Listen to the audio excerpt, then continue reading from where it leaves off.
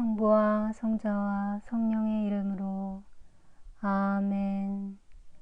부활 제4주간 월요일 독서 기도 제1독서 사도 요한에 의한 묵시록의 시작. 두 짐승. 나 요한은 짐승 하나가 바다에서 올라오는 것을 보았습니다. 그 짐승은 뿔이 10개이고 머리는 7이었습니다.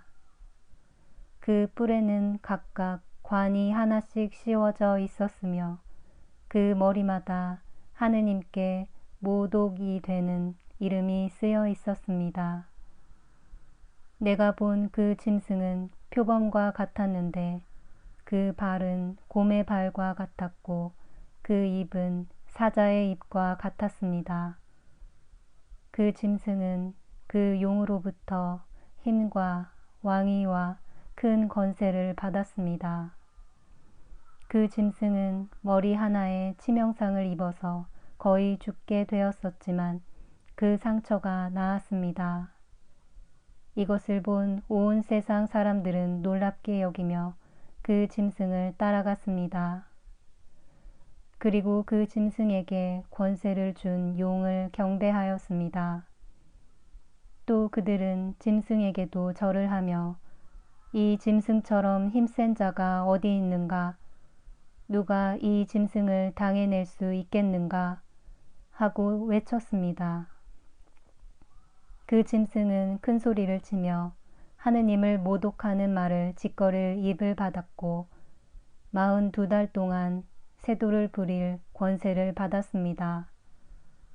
그래서 그 짐승은 하느님을 모독하기 시작했고 하느님의 이름과 하느님의 집을 모독했으며 하늘에서 사는 자들에게 욕설을 퍼부었습니다. 그 짐승은 성도들과 싸워 이길 힘을 받았고 모든 종족과 백성과 언어와 민족을 다스릴 권세를 받았습니다.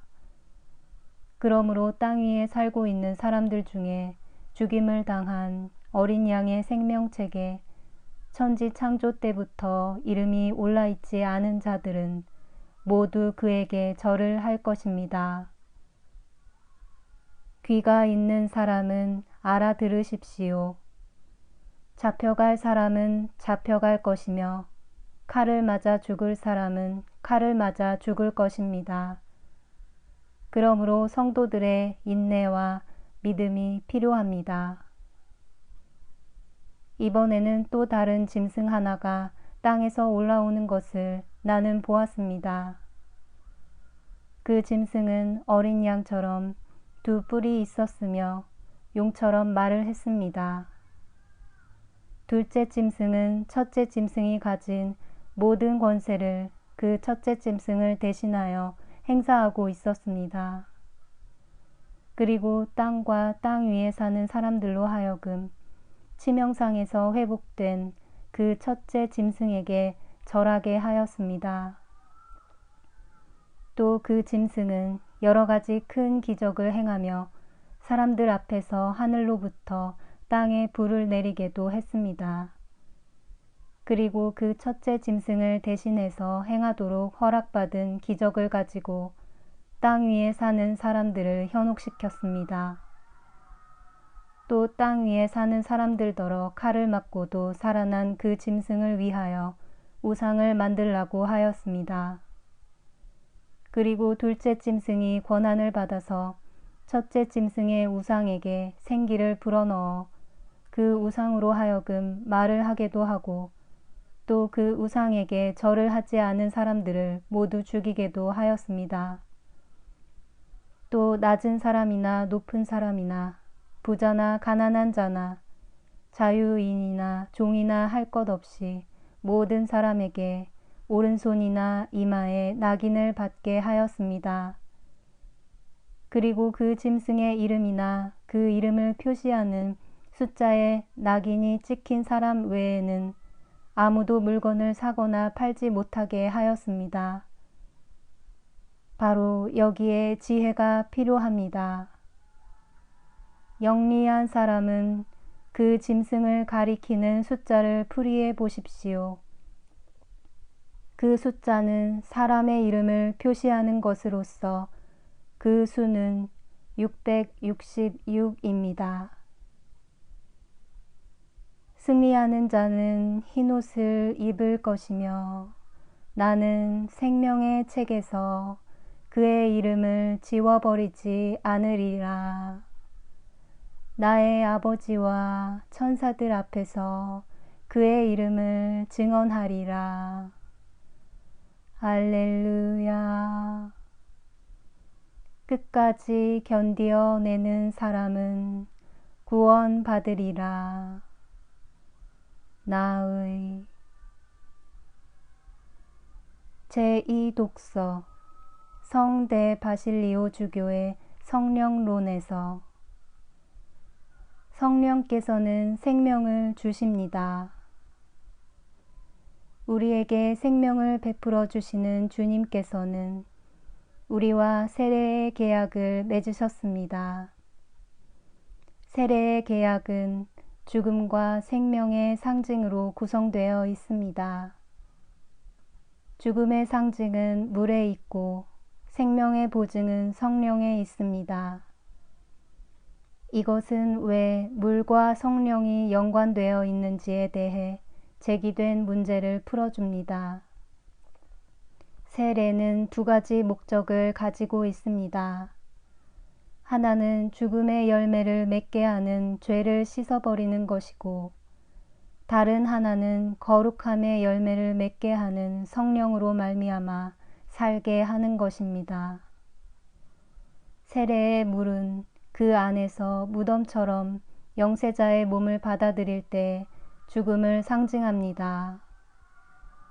한편 성령은 생명의 힘을 부여하여 우리 영혼들을 죄의 죽음으로부터 그 영혼이 한때 누렸던 생명애로 되돌려 줍니다. 물과 성령으로 다시 태어나는 것은 바로 이것입니다.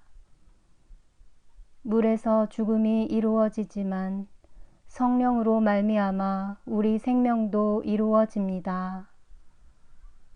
세례의 위대한 성사는 3번 물에 잠기고 또 그때마다 삼위의 이름을 부름으로써 거행됩니다. 이렇게 하여 죽음의 상징이 실현되고 또 세례받은 이들은 천상 지혜를 받아 영혼이 조명됩니다. 그런데 물을 통해 오는 은총이 있다고 할 수 있지만 그것은 물 자체의 힘으로 오는 것이 아니라 성령의 현존으로 말미암아 옵니다.